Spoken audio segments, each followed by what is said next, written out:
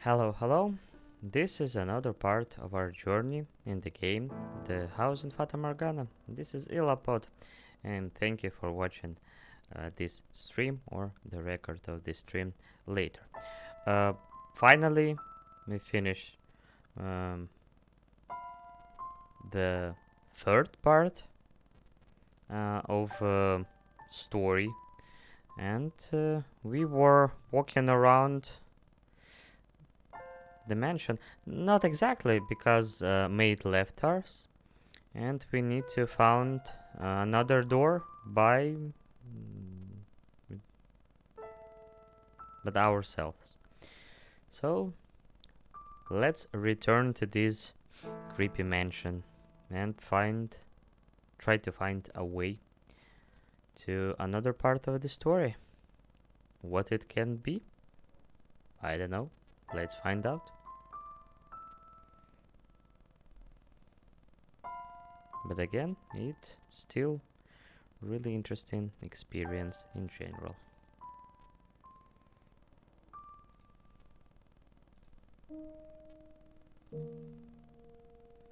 Oh, and this music. Really great piece of melody. And we have a choice. What place we want to examine? Entrance, fireplace, then rose garden, downstairs to the cellar, library.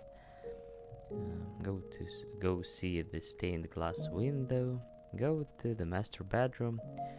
Call for a maid. From this destination, I want to try library. I don't know why. Maybe because I recently continued to read not a lot books, but more or less constantly. Again, to improve English. The smell of dusty books filled the air of the library.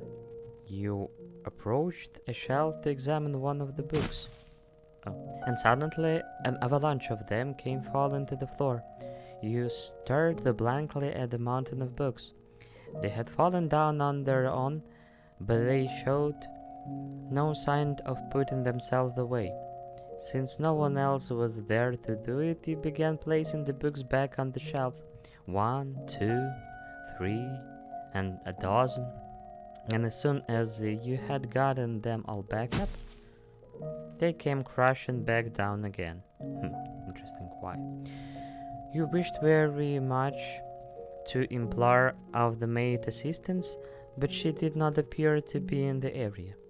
Pretending you had not seen anything, you made your way back into the hallway. Yeah, probably we definitely need a maid, because without her we kind of useless in terms of a handmaid. Maybe fireplace? This is when all this began. You made your way to the room with the fireplace. What remained of the fire crackled weakly, leaving the room in a veil of darkness. You remembered that you had walked in here. Out of sheer curiosity, you sat down in the rocking chair you had been asleep in. Creak, creak, creak. It's not important, I guess. But it's different in English, definitely. Creak, creak, creak. It was as soothing as a cradle to a baby, in a short order. You found your consciousness drifting from your grasp. We fell asleep. Reading a story by the fireplace like this almost makes it feel like we are another world, doesn't it, master? I bet that's why troubadours perform at pubs. No. Troubadours perform at pubs so they can be near the fire. Uh, it means who clean the chimney. Troubadours, probably, yeah. Um. Oh, you're such a cynic. But that's okay. Say, do you remember when I first arrived here? When I was cleaning the library? Only dots.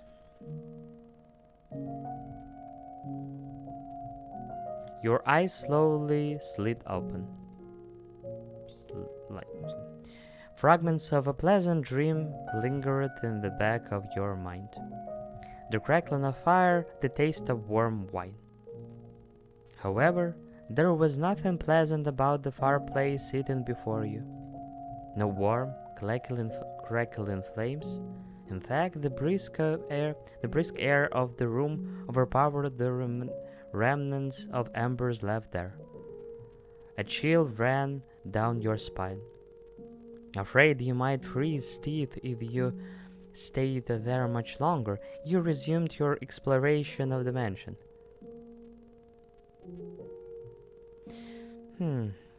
Which location we examine next? Let's see the stained glass window. It was pretty beautiful, but it's kind of a creepy in other way. But everything in this mansion beautiful, creepy, sad. Yeah, you approached the stained glass window. An array of pews was arranged facing the stained glass. There seems to be an air of tranquility about the room. You sat down in one of the pews and stared quietly forward for some time. Pews. For a moment you felt like you were on the verge of recalling something, but ultimately the memory never managed to surface. The maid did not appear to be there. Where could she have gone? You decided to resume exploring the mansion. And still no sign of a maid. Go to the entrance. Den. I don't remember this word den. But let's... okay. The scent of cigarette smoke lingered in the den. However, the room was silent, not even an echo of the man's chattering remained. Something was moving. Billiards balls.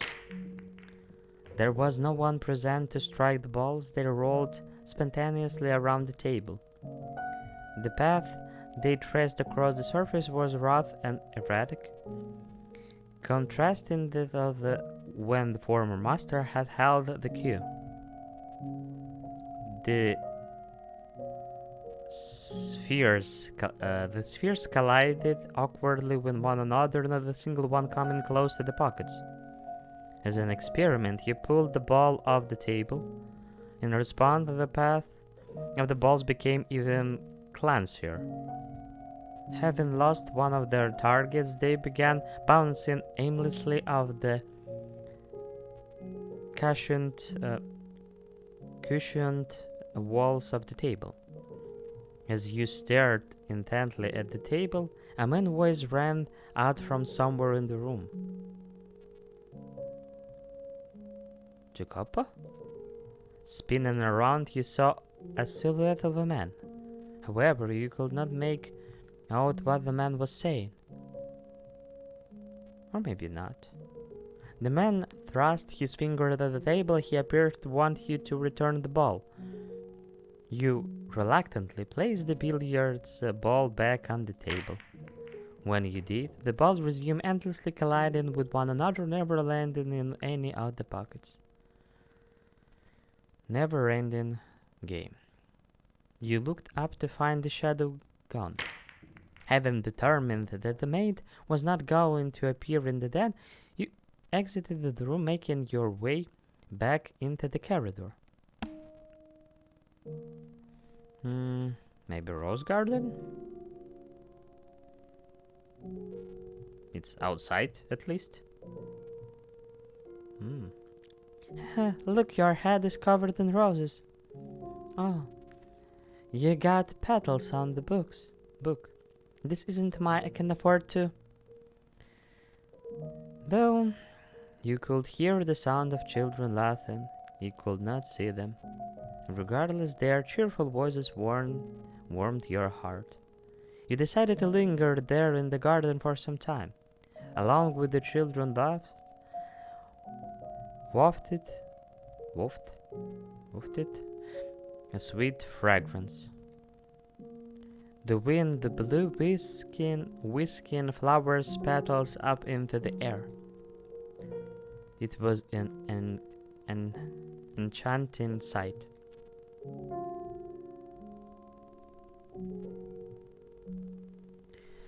But after a while, the roses began to wilt.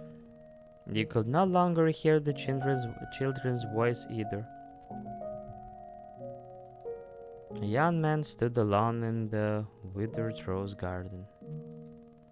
As you drew nearer, you called out to the youth, but the young man did not appear to notice you. He merely stood there, staring vacantly across the garden.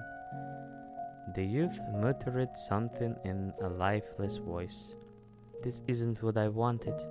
I just wanted a normal, peaceful life. I can't bear being alone.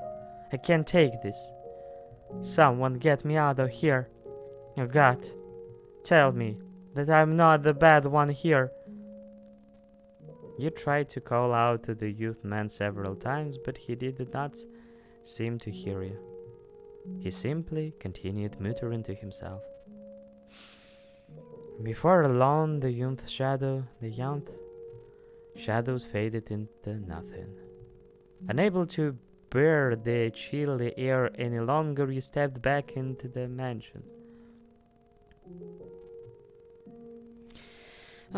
Okay, let's go to the cellar. It was an unpleasant place, definitely, but we need to check this place also. When you descended into the cellar, you heard beats like snarling. Along with it came a door and the sound of ripping flesh. You could not see the beast, but that did not make it any less unpleasant. You made to retreat from the cellar. But before you could, a shadowy creature lunged at you. You reflexively squeezed your eyes shut. After several moments, you opened your eyes again to find the silhouette of a man standing in the place of the beast. You and the shadow stared at one another for some time. You asked the shadow a question and the shadow responded. Ow, ow, ow, ow, ow. However, you had no idea what it said. The shadow seems to be trying to communicate something to you, but trying to make sense of something you could not understand was pointless. Having no reason to remain in the cellar any longer, you made your way back upstairs. Okay, master bedroom. No, we have a key. You inserted the key you had been given into the door's keyhole, and with a twist the door opened.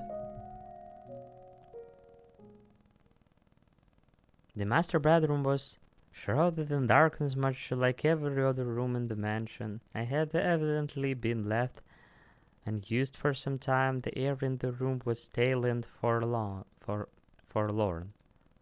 Master? A voice seems to ring out from somewhere. Come on, get up. Up with you. Master.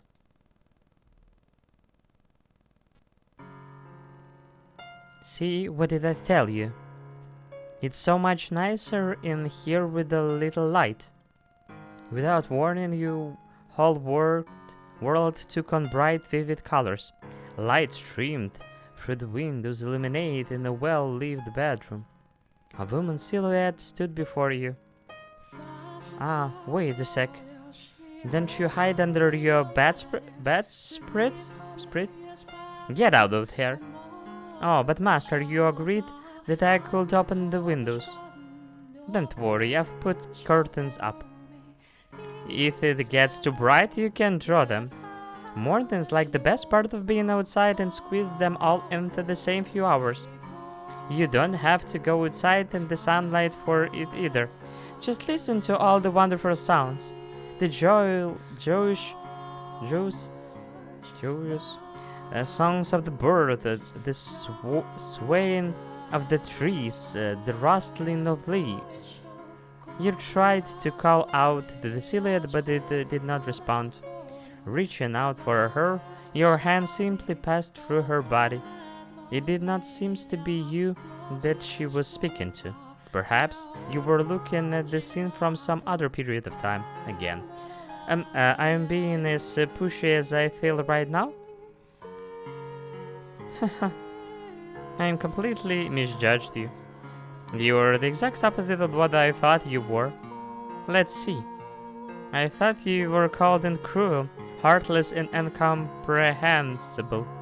But I begin to get a better idea. You try to put on air, but you're really rather childish.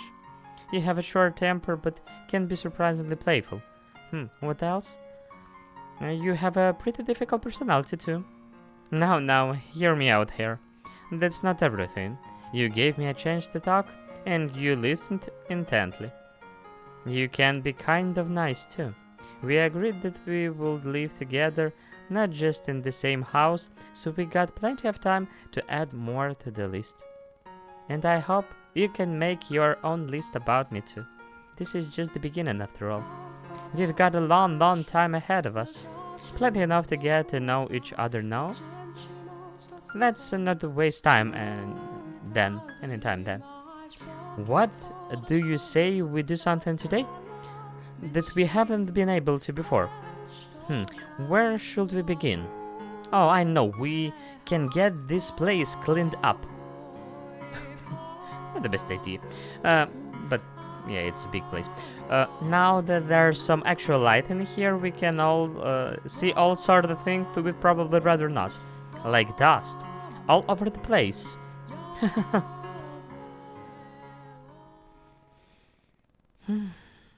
Another bright memory from different time. When the woman's shadows faded away, the master bedroom transformed back into its old, dreary state. Master, can you say my name? You were unsure how to describe the urge welling up within your breast.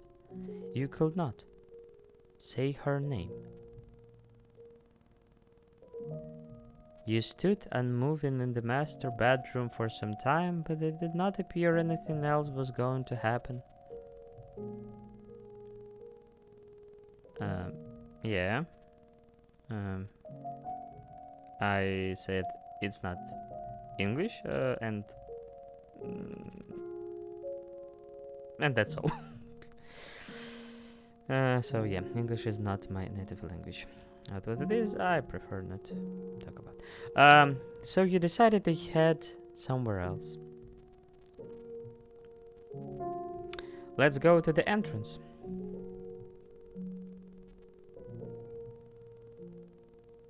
You made your way to the mansion's entrance. There was no one around, not every source of light. Groping through the darkness, you found the front door, which was sealed shut with the heavy bar.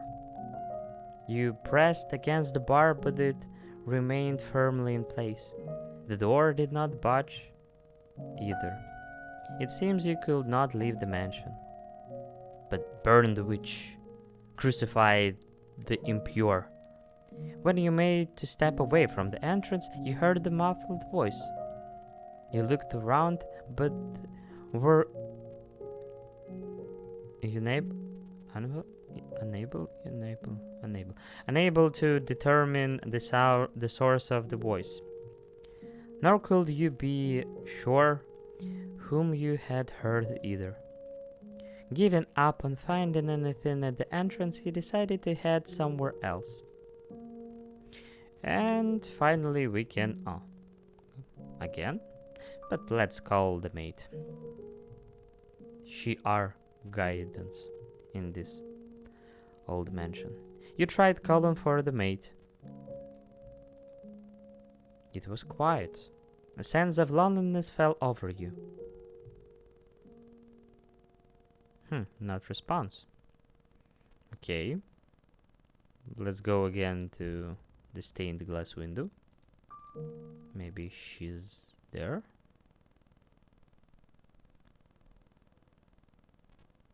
You return to the room with the stained glass window.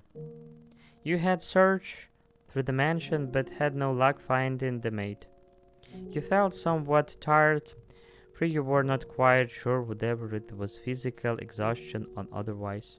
You had little interest in doing any more moving about. Taking a seat in one of the pews, you gazed up at the stained glass. Staring solemnly down back at you was the Archangel.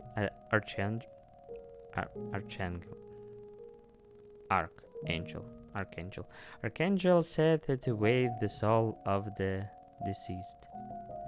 Perhaps he was trying to wait your soul. Okay, let's call the maid again. Master. Oh, there you are, master. You gave me quite the scare. After returning from the third floor, you disappeared without the word.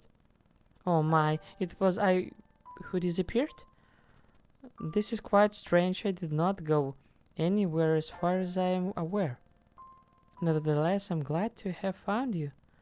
I would have been at a complete loss for what to do if I had been separated from you yet again. I did instead say that when you first arrived. I have been waiting for your return for a very long time. For centuries, as a matter of fact. That would make me a ghost then, you say? I am very much not a ghost.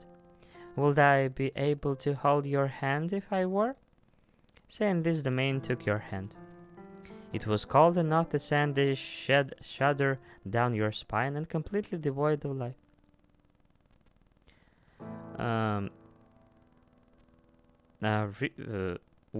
What exactly helps reading to yeah, in general,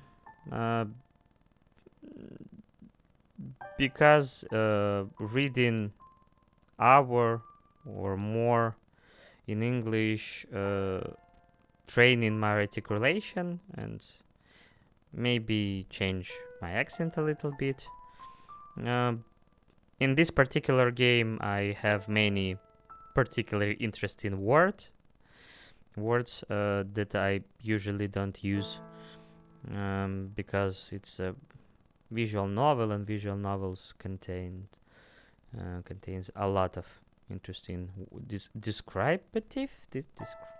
word to describe something, metaphor. So yeah, it helps at least in reading skill much. Descriptive, yeah. So it's a part of training. At least for last year, I found out that the reading books out loud really helps, especially if I found many new words for me and enlarge my vocabulary. So yeah, this particular task is more about articulation and just speed of reading, because I want to improve it too. And this is a chance to just play games because most of the time I don't have enough time to do this, and I need some kind of a not inspiration, but the purpose to do this. And this is combination between playing the game, reading, improving English in general. You felt your English improve a lot since you started the reading. Um, it's hard to tell, uh, because most of the time my vocabulary was improved by app that I constantly use when I have when I had free time. I'm just playing some kind of a game of knowledge new words. But reading definitely improve reading skill, because year ago, before I start reading books, it was really slow, and yeah, mm, this helps definitely, because again, knowing words in context, in text, can help you understand the words, remember the words. You have some connection with other words that help you to again remember it better. So yeah, mm, I was reading last year, or maybe little, maybe less, but yeah, I think it was not a bad idea. But again, it's complex of things. Um, Working with my teacher, some apps with the words, even Duolingo, and etc., etc., etc. So all these little by little improve. But I still don't have enough confidence to speak properly, and that's why I try to stream this live to just build this confidence to speak with another people in English, because it's you need to find some kind of a courage. Okay. Saying this domain took your hand, it was cold enough to send a shudder down your spine and completely devoid of life. Thank you, thank you. It was a long journey. So yeah, I'm glad to hear this. At least I'm glad that another people can understand me, more or less. Though, as chilling as it may have been, you still took comfort in the feeling of her hand in yours. The maid looked down at you with gentle eyes. After a few moments of silence, she sat down beside you. The stained glass is quite beautiful, isn't it? Isn't not?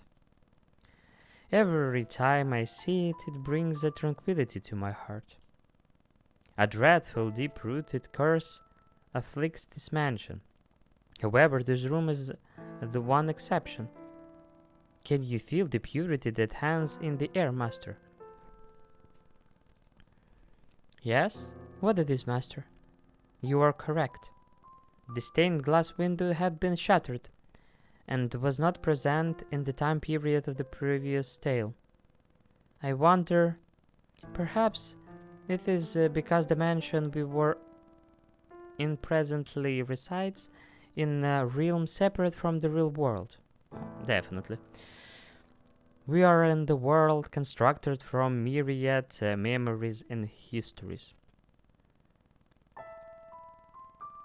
I am sure that when you regain your old self, master, the mansion too shall be restored to its origin state.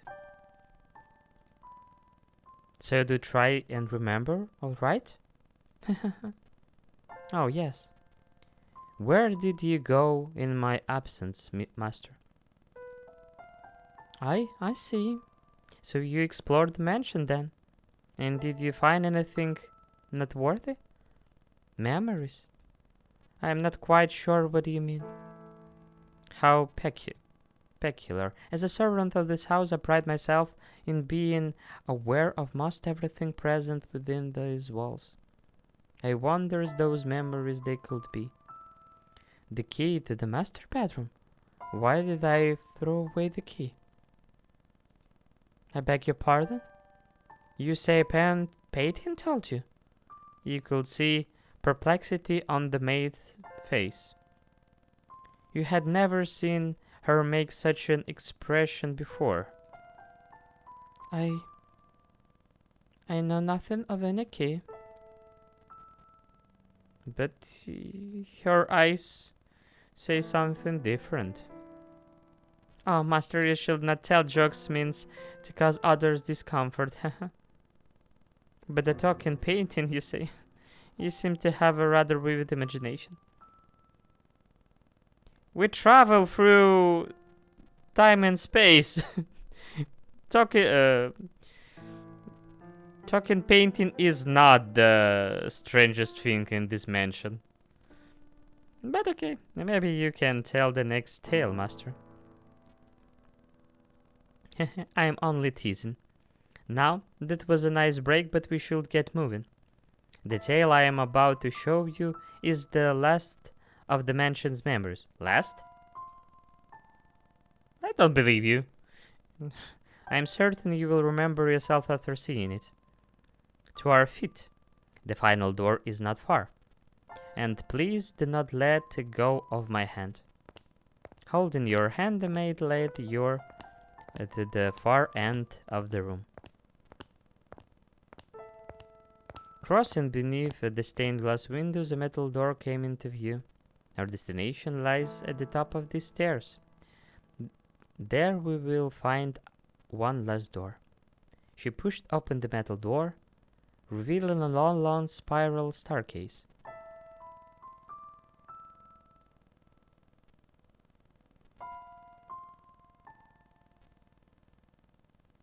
I will be missing this quiet music.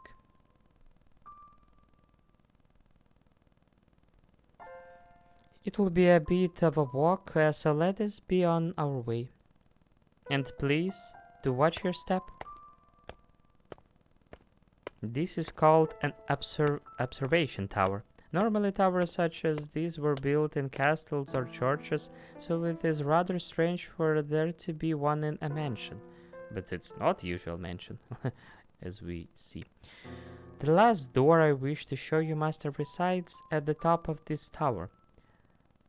Rectangular windows were carved out of the stone in several locations along the way up the spiral staircase. You attempted to peer out one of the windows, but all could see was a thick layer of fog. Perhaps the maid's suggestion that the mansion did not presently reside in real was in fact correct. With each step upward, you found yourself gripping by an indescribable sense of anxiety. The feeling somewhat resembled irritation or annoyance. Sensing this, the maid tightly gripped your hand. There is nothing to worry about. You will be fine. It's all in the past. No matter what may happen, so long as you do not let go of my hand, you have nothing to fear. You and the maid continued climbing the stairs.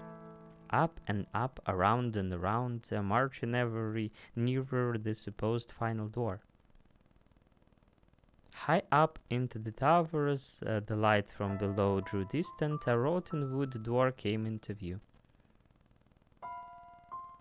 Patches of what appeared to be blood stained the surface, and holes had been bored into it with a sharp object of some sort. You heard a scream from far below, where no one should have been. Kill the witch! Kill the witch! Kill the witch!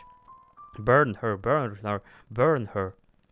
You were struck with fear. The next moment, the maid opened the door.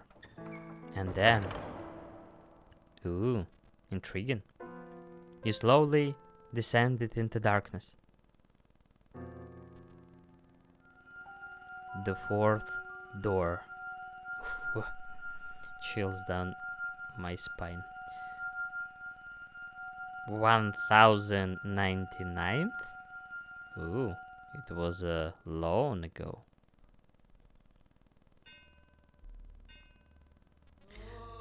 Set on a pot, set it on, and also pour water into it. Gather the pieces thereof into it, even every good piece, the thick thing, thick, and the shoulder. Fill it with the choice bones. Takes the choice of the flock, and burn also the bones under it, and make it boil well, and let them sieve the bones of it therein. Thus saith the Lord: Woe to the bloody city, to the pot whom scum in the rain, and whose scum is not gone out of it. Bring it out piece by piece. Let no lot fall upon it.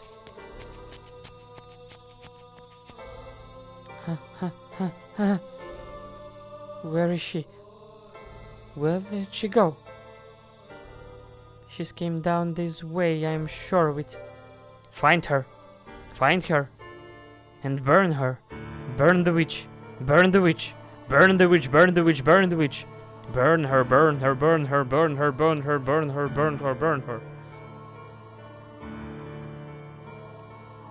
Then will I leave the three upon the land, I will cast the fourth upon the open field, and will cause all the fowls of the heaven to remain upon thee. And I will fill the beasts of the whole earth with thee. And I will lay thy flesh upon the mountains, and fill the whales. I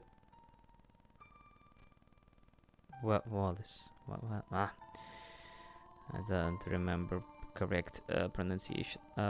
Whales, with thy height.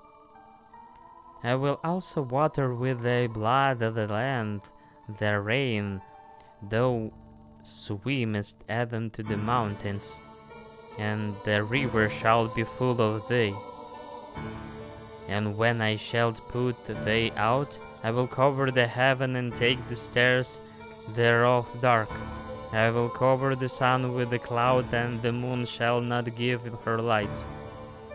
All the bright lights of heaven will I take dark over thee, and set darkness upon thy land. I seems to have lost them. Now, where am I? Where should I go from here?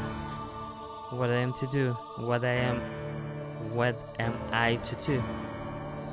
Darkness spreads as far as the eye can see. Not a ray of light shines down upon me. All day that strokes my cheeks are tendrils of darkness. Every passing day, every fading hour, my world is engulfed in ebony. There exists no kindness in this shadow, only solitude. I've lost track of how long I've been on the run, wandering aimlessly, lost until I arrived at this dark forest. I no longer have anywhere to go. O Father who art in heaven, I kneel to thee within my heart and ask for thee thy blessing. O Father who art in heaven, I ask of thee to shine thy light upon me and show me the way. Please have mercy upon my soul. O Father who art in heaven, I do love thee dearly, hallowed by the name. Please show me the way. I may be shunned and persecuted, and I may have no place to go. But nevertheless, I am unable to give up on life, to cast aside my hope. Again, this poor girl. O Father who art in heaven, please guide me unto salvation. O Father who art in heaven, please guide me. I can no longer remember when my life became naught but running, when it became endless wandering in the dark. And now, where I have reached the point where I have lost since forgotten my hunched and thirst. My voice has become hoarse, my vision gone blurry, and my consciousness began sinking into a haze morass. This mansion appears before me, wrapped in a morning fog that seems to foretell rain.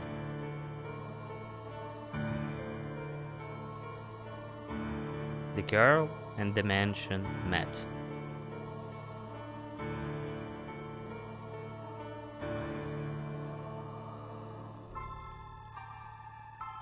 But it's quite a fancy mansion in 11th century.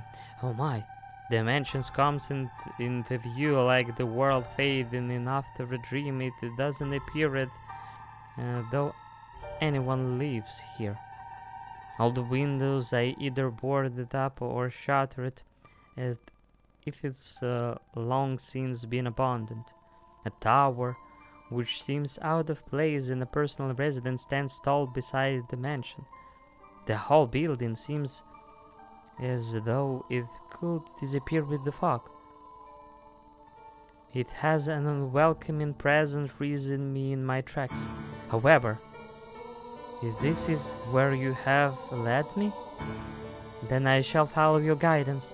Having nowhere else to go, this mansion is my only salvation, the light that guides my way. And so I must have faith that no matter what I found, whether spirit or wild beast that dwell within these walls, that this is where I will find peace.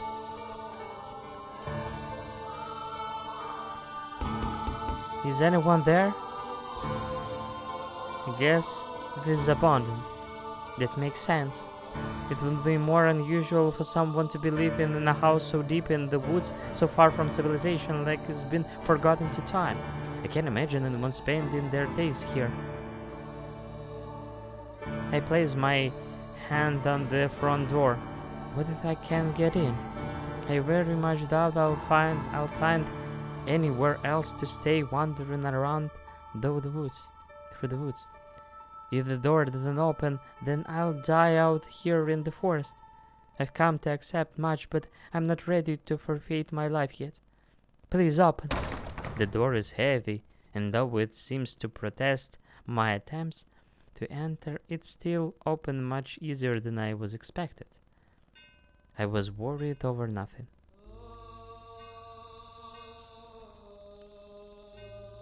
Looking in, I get the strangest impression light is being swallowed out into the mansion depths. Rather than going inside, it feels as though I'm about to step outside the boundaries of this world. When I close the door, it's so dark I can't even tell where I am walking. I wonder if the windows open. Though I imagine to fumbled my way over to a window is tightly shuttered, and the shutters are caked with rust. I'm probably not getting it open without a fight. If only I had some source of light. I can't even see my hand waving in front of my face. It feels like the floor will fall out from under me and I'll sink into eternal darkness if I don't watch my step. Fighting back that fear, I slowly walk forward, tracing the wall with my hand. There's a door at the end of a long corridor. I pull it open and a wisp of bone-chilling air brushes past me. It's too dark to see anything, but I can feel something different present in this area than the rest of the house. Uneasiness grips me. Is anybody here? My voice seems to disappear into the void. No response, and I am pushing forward through the freezing air. For a split second, I spot a shimmer of light. Squinting, my eyes are able to make out the large window. Unlike the others, it's not shuttered, but covered by drapes. My chances are slim, I imagine, but if there even a slight possibility of getting some light in here, it's worth a shot. So I pull open the drapes. The next moment, faint but colorful light shines down on me. It's a stained glass window. From beyond the glass, I can hear the subtle pitter-patter of rain.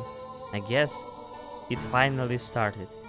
The different colors of light blend into a milky white, dim but wondrous. It's gorgeous. Why would someone cover this up? It's beautiful. With a little more light, it'd be. Please do not touch the drapes or the windows. Suddenly I hear a voice and I can sense someone else in the room. The man's voice is emotionless, neither deep nor high. Before long he comes into view, illuminated by dull orange candlelight.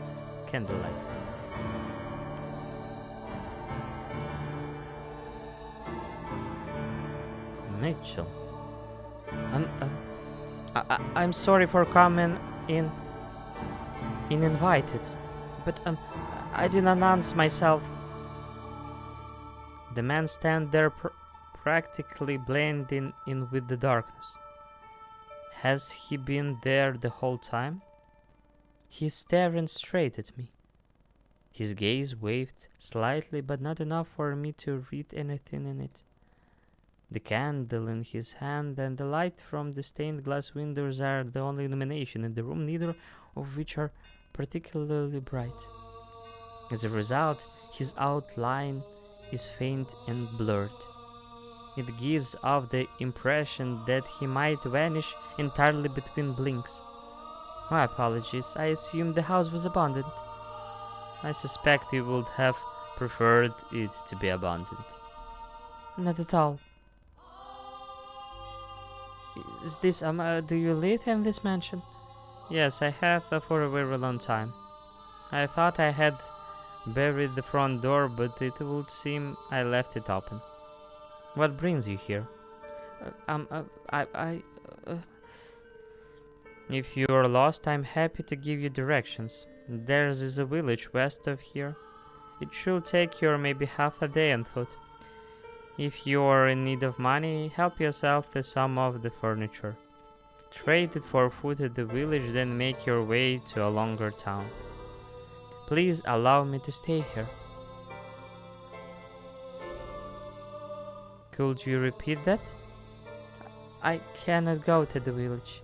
No, I cannot go anywhere. I'm no longer able to freely return to any town. I'm being hunted. You seem rather young to be a sinner. So you have transgressed?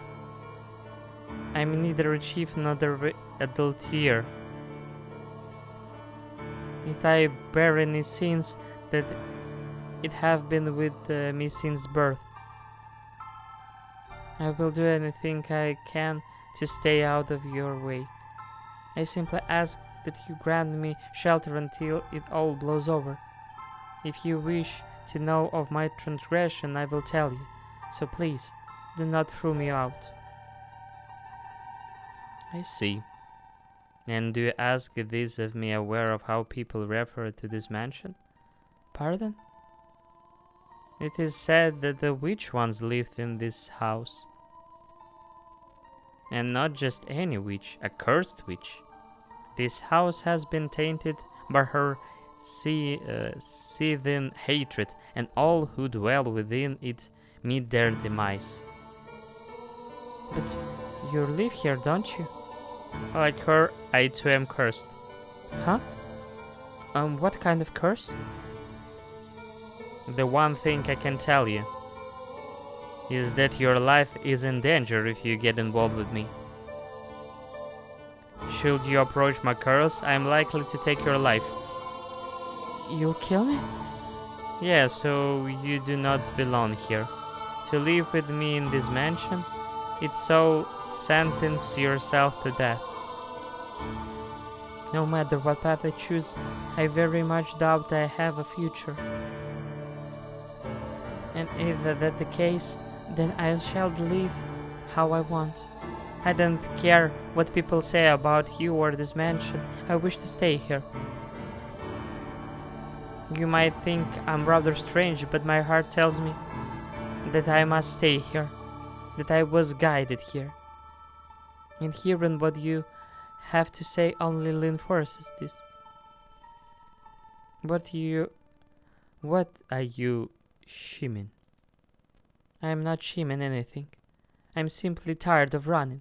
So if your curse is going to kill me, then perhaps that's for the best. At the very least, you won't be hunting me. You want to try to flay me, or tears off my arms, or rip the flesh from my bones. And that's enough for me. If you have committed no sin, then why do they hunt you so fervently? Fervently. I, I, I'm accused of being a witch. Master, please wake up, return to me. Have you come to, master? I apologize for sending you through the door without warning. It must have given you quite the scare, but I beg your forgiveness. I heard a terrible screaming from down the stairs and I panicked. You say you saw the white-haired girl? I see, so you made it into the world beyond the door before me. I am deeply relieved that I was able to take your hand before losing sight of you. I presume you have already grown familiar with the atmosphere of this time period, master. If you have seen her, as you said, then you should have a basic grasp of the situation. She was a very misfortunate girl in this era, accused of being a witch, abused and persecuted. Her life was in constant danger. It was again her appearance that brought this upon her. That snow-white hair and those ruby-red eyes clearly differentiated her from anyone else. Oh, and I apologize. I neglected to mention that this door is unique. As for what sets it apart, that will be made clear as we proceed. For one difference in the time period is in the time period. The tales I have shown you began with that of the beautiful flaxen-haired family, followed by the tale of the bloodthirsty beast, and then the tale of steel and ambition, proceeding in chronological order. However, the door we have just entered takes us to the period now known as the Middle Age, long before the other three tales. Yes, that is correct. This is where it all began. The mansion's curse, the truth of the witch, and your identity. All of this should be made known. If after this tale you are still unable to reclaim your old self, then there is nothing more I can do. This door contained the last tale I am able to tell you. So I ask of you, please do not let go of my hand until it is all over. Now then, let us begin a beautiful tragic love story of two solitary souls trapped in a mansion of darkness. In this era, the mansion was a dungeon draped in darkness. After a great deal of time on the run, the white-haired girl found herself at the remote mansion that stood in a dark, overgrown forest. All the windows were either boarded or shuttered, and it was even darker inside the house than out. Not even a ray of moonlight could enter those walls. Only naturally the white-haired girl had assumed that nobody lived there. But her guess was incorrect. Someone did indeed dwell in the house. It was a young man named Michel.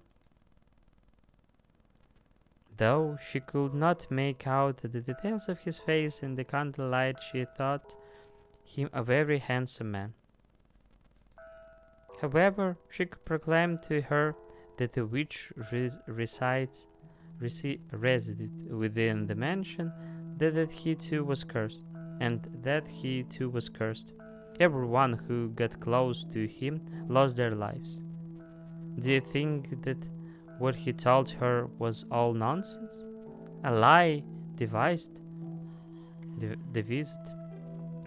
to chase her out of the house? The truth of the matter shall come to light in time.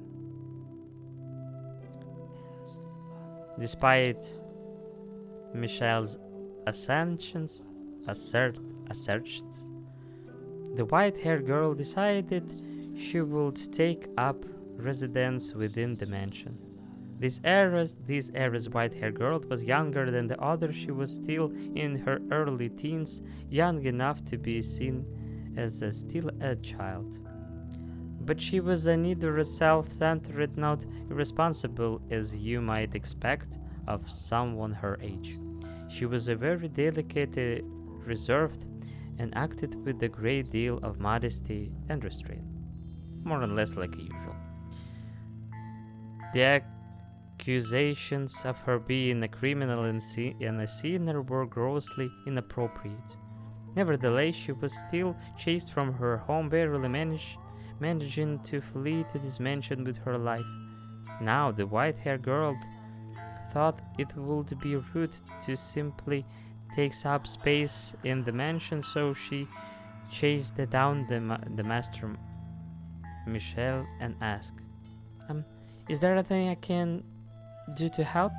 I will clean or cook or do anything, just let me know. I want to repay you for allowing me to stay here. You need to not feel indebted to me. The weight of that obligation will only turn into disdain. But I can't just stay here and do nothing. Do whatever you like, as long as you do not enter my room. That is all I ask of you.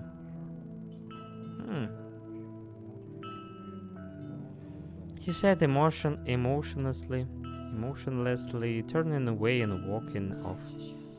Michelle was not, I believe, spurning her. He was merely disinterested. He did not treat her disrespectfully, nor did he seem averse to her presence. Words simply did not seem to affect him at all. Not only was the mansion a prison for his body was also a prison ensnaring his heart. I should still do whatever I can, but she did not let that get her down. In fact, she might have ever interpreted his disinterested as kindness. Though he was a bit standoffish,